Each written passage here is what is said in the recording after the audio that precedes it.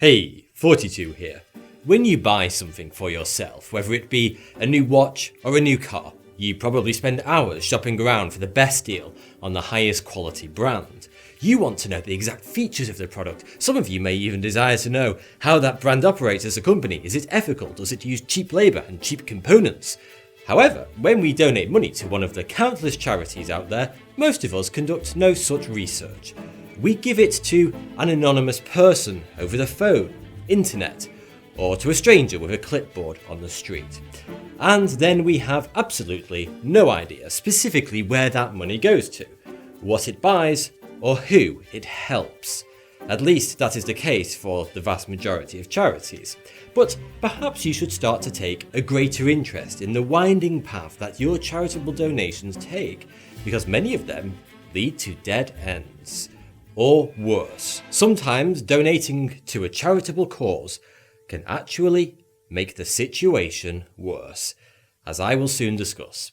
If you want to do research on the charities you are considering giving to so you can discover whether your donations are actually going towards helping people or TV commercials, then the best place to start is the charity's financials. In many countries, including the US and UK, it is the law that medium to large charities must publish their financial accounts and submit them to a governing body such as the UK's Charity Commission. And sure enough, you can visit such websites and get a quick overview of the exact income and delineated expenditure of any large charity. However, you don't have to be a forensic accountant to make sense of it all.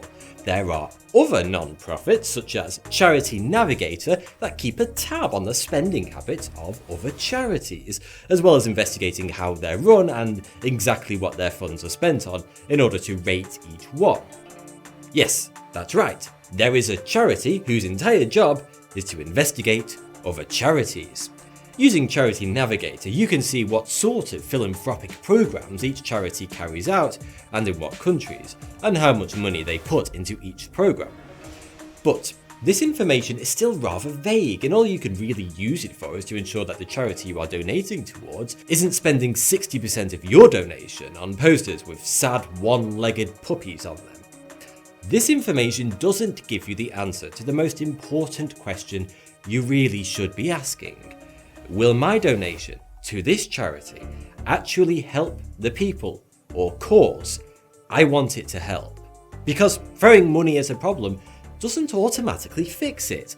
In fact, sometimes it can make matters much, much worse.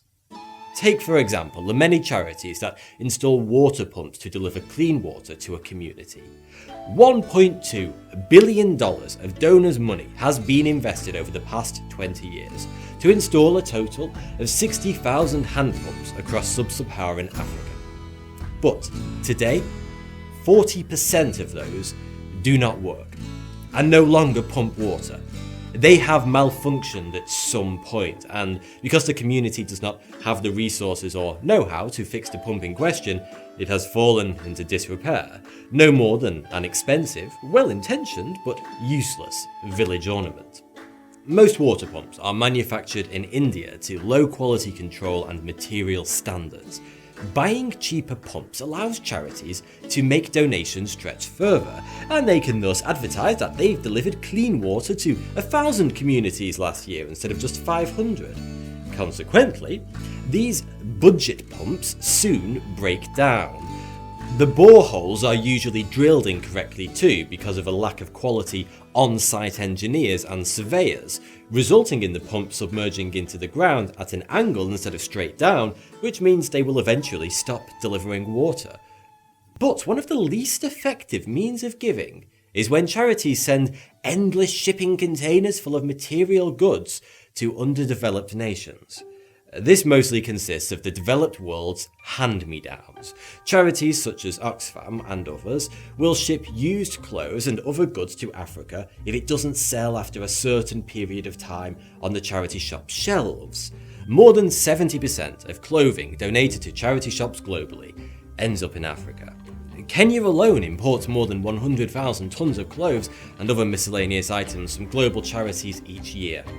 How else could an overwhelming number of people roam the streets of Kenya or Zambia wearing I Heart New York or Union Jack t-shirts when they've likely never visited America or Britain?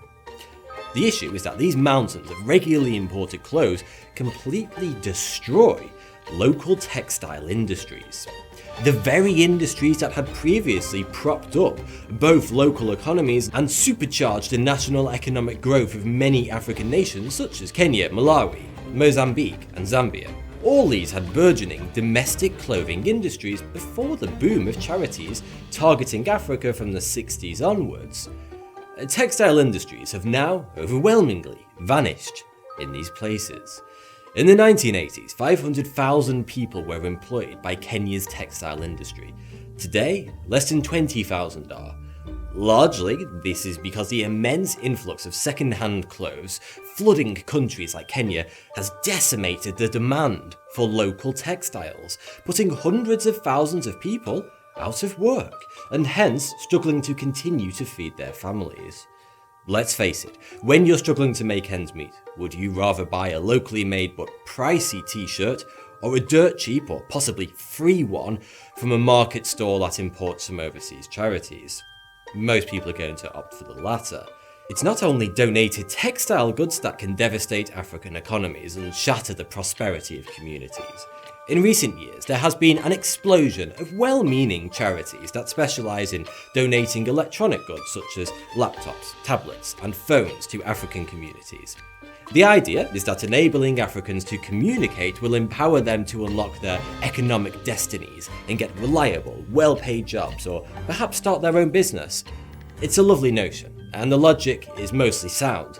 But it is predicated on the naive assumption that most Africans don't already have access to mobile phones. This couldn't be further from the truth. Try walking through a city such as Kampala for 5 minutes, once in the heart of darkness, now more connected to the world than you would ever expect. Only 20 years ago, there were fewer than 4 million mobile phones in all of Africa. Today, there are well over 500 million handsets. And more than 30% of people in countries such as Uganda own their own mobile phone. There are used handset stores on every street corner and at every market in almost every town. And like the textiles that came before, this huge used mobile phone trade constitutes a thriving business that employs millions across the continent and provides a sustainable income for many small business owners who sell or otherwise are connected to the mobile market. But each year there is a greater influx of used, unwanted handsets from developed nations, flooding places such as Kampala. The demand for mobiles in Africa is increasing, sure, but the supply is overwhelming that demand, which inevitably drives down the prices of market vendors. The vendors who make their living from selling those devices. I believe, and so do some experts, that it would be better for those charities to look at ways to use their donation funds to support the growth of these local businesses that buy, sell and repair technology, instead of flooding those markets with cheap overstock or refurbished goods that will do the exact opposite to the community than what was intended. The same goes for food donations, with the exception of post-disaster relief. Sending mountains of tinned food to developing nations only undercuts the local food retail market, which means it never has a chance to develop of its own volition, and locals who own a small shop or sell their home cooking at a street food stall may be forced to go out of business. You could apply this same logic to any form of philanthropy based on the giving of material goods. For a nation to cut its dependency on foreign aid, it needs to grow from the inside out by developing its economy through local ingenuity and the prosperity of local businesses, which inevitably have a trickle-down effect on the entire community. And if a region needs the help of foreign aid to improve its local services and infrastructure to empower local businesses, then that's what charities should be focusing on.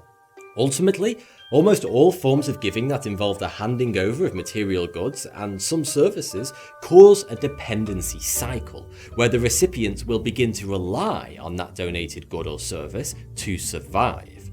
Over time, the community stops producing those goods and services locally, and entire industries collapse, which means as soon as those donations dry up, or the charity focuses its efforts elsewhere, that region will be left devastated, and in a much worse position to sustain itself than ever before. As the old proverb says, give a man a fish, and you feed him for a day. Teach a man to fish, and you feed him for a lifetime. But what if I told you that your small donation can actually cost a charity money? When any donation is made, there is an administrative cost associated with it.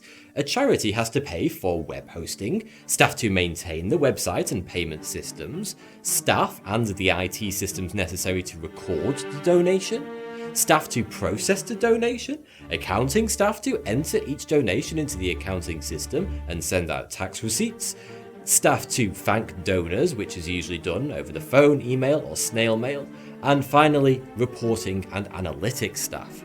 The method of donation significantly alters the amount received. Taking a donation by check, for example, costs a charity roughly 10 times the administrative cost to process when compared to a credit or debit card donation.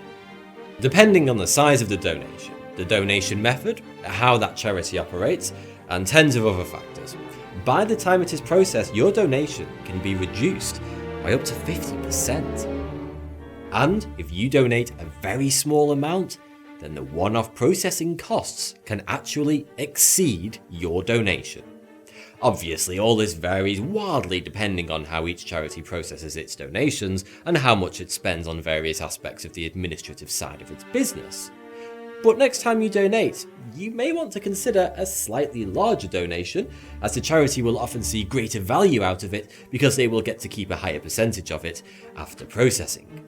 So I'm sure when you give to charity, you want to make sure that A, your donation money isn't wasted, and B, your money actually helps to make a real positive change to someone or a community.